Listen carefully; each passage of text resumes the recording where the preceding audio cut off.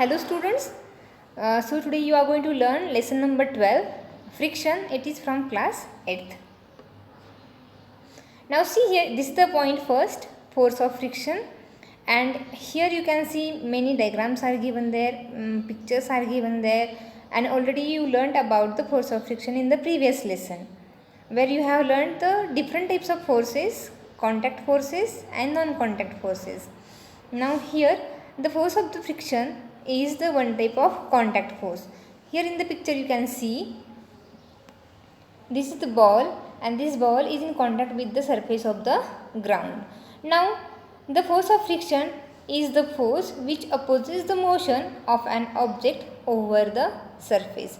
Now when the ball starts rolling, at that time the ground or surface of the ground apply the force on the ball in the opposite direction, and that force is nothing but it is the force of friction. Now here you can see another picture where a boy or here the person which is riding a bicycle. When the person start pedaling a bicycle, at that time the tires, means the lower portion of the tires is in contact with the road surface, and when the bicycle is in motion, at that time the surface of the road apply force on the tires in opposite direction, and that force is nothing but it is the force of friction. So simply you have to understand that the force of friction is the force which opposes motion of an object over a surface, and the force of friction acts between the objects and the surface. If you see, this one is the object and this green box where this is the surface, and this green box apply the force on this blue color object, and that force is nothing but it is the force of friction. So when you start the pushing box, at that time the ball will move in this direction, but the force of friction will get applied in the opposite direction. Now here many examples are shown. The first example is a ball rolling on a ground gradually slows down and come to the rest due to the force of friction between the ball and the ground. If we stop pedaling a bicycle, it gradually slows down and comes to a stop due to force of friction between the wheel and the road. So already I told to all of you, this is the force of friction which acts or which get applied against the motion of the object. Now which factors can affect on the friction? So now you see here, the first factor is shown here, that is the nature of the surface in contact.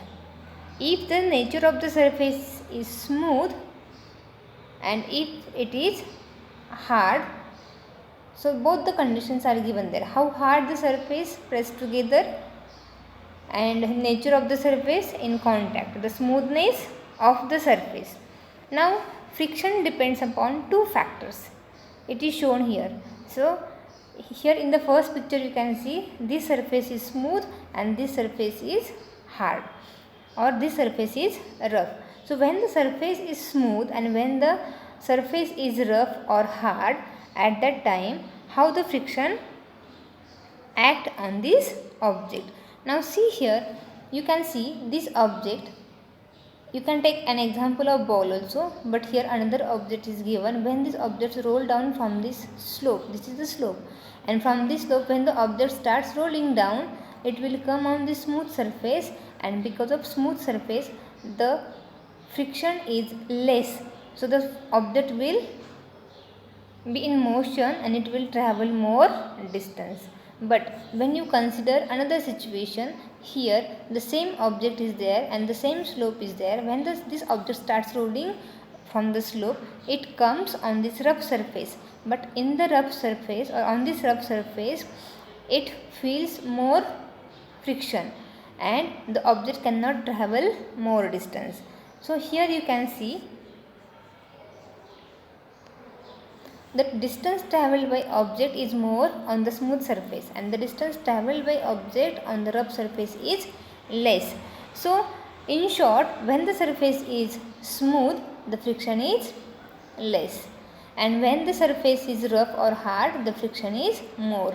Means when the object starts rolling down on the smooth surface, the force which is get opposed to the motion of the object, that is less because the surface is smooth. That's why the friction is also less and the object can travel more distance on the smooth surface. But here in the rough surface, there is a rough surface, so there are more ups and downs on the rough surface, and this rough surface opposes the motion of this object in more amount, so object cannot travel more distance because the force of friction is more in this case. So these two factors are there which are depends on this friction depends upon these two factors, or these two factors are mostly responsible for the friction. Now so here the factors affecting friction you have just learned: the smooth surface and the rough surface. These are the two factors. Next point is the friction is more if surfaces are pressed harder, and the another one is there friction is less if surfaces are not pressed harder. So if you observe these two diagrams, this one and this one, from these two situations you can conclude that this object is quite heavy and bigger in size, and this object is quite small and less in size. So here this object which is big and heavy, this object can press this surface harder, and this object can press the surface but not that much harder as compared to this one.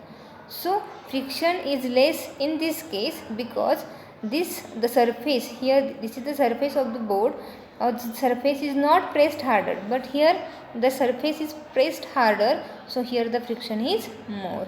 So when you are going to push this heavy box, you need to apply a lot of force, but when you are going to push this box which is quite light as compared to this box, so here you need to apply less force, but here the force of friction will be more because the surface is pressed harder, and here the force of friction is less because the surface is not pressed harder. So this is also important. Now cause of friction. How the friction is get caused? Friction is caused due to interlocking. Now interlocking means, see here, interlocking. So these fingers are there. So when the fingers, I can say, when I will show this position, so this is the interlocking of the fingers. Now interlocking means what? If you see this is the gap in the finger, so this gap can be filled by the another finger. So this all the gaps in between the fingers can be filled by the another finger. So this is the interlocking of the finger.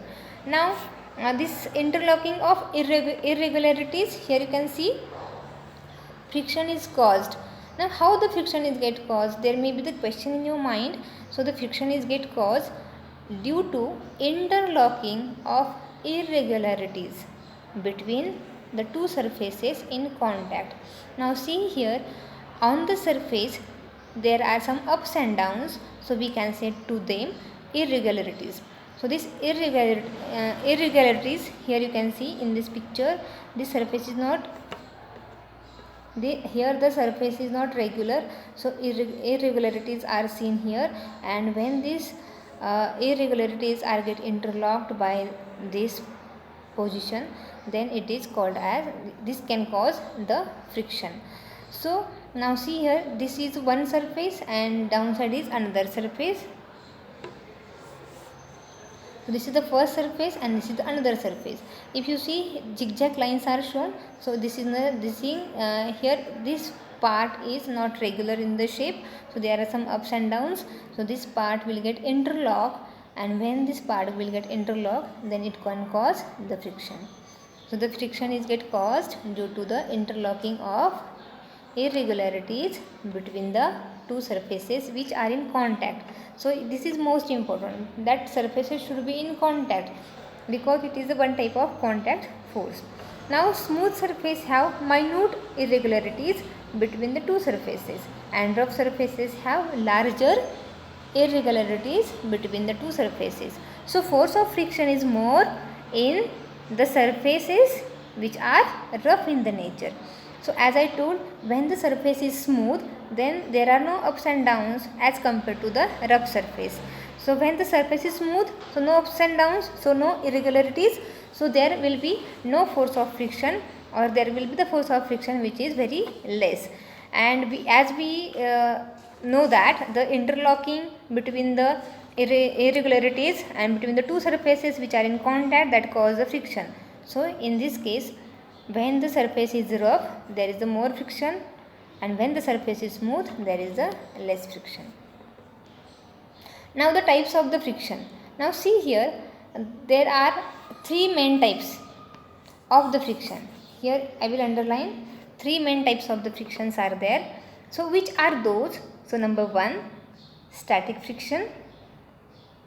Number 2, sliding friction. And number 3, rolling friction. So in this way, now see here in this picture, I will show to all of you what is the static friction. This is the static friction example.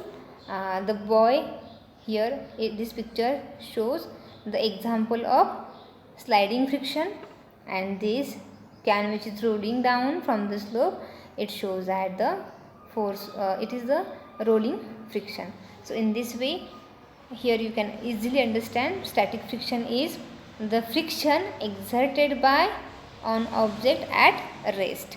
Now see here, this object is at rest position. This box, heavy box, is at rest position. So now this heavy box which is at rest position, so this here we can see the static friction. Static friction is the friction exerted on object at rest. Now the person is pushing the heavy box, but this heavy box is at the rest position. So here the static friction can be shown. Now here the sliding friction. What is the sliding friction? The sliding friction. Now sliding friction, 1 minute. Sliding friction. Here you can see the sliding friction. This sliding friction, how it is get exerted? So it is exerted when object slides over a surface. If you see here, here the small boy, this small boy is sliding over the surface. So here the sliding friction can be shown. And here last is the rolling friction. So this rolling friction can be exerted when the object, this is the can and this can is the object, when this object starts rolling over the surface, then here we can see the sliding friction. Now most important thing is that the sliding friction is slightly less than the static friction, and rolling friction is less than the sliding friction and static friction. So which friction is more here? So this static friction is more as compared to sliding friction and rolling friction. So simply sliding friction is slightly less than the, this is the sliding friction,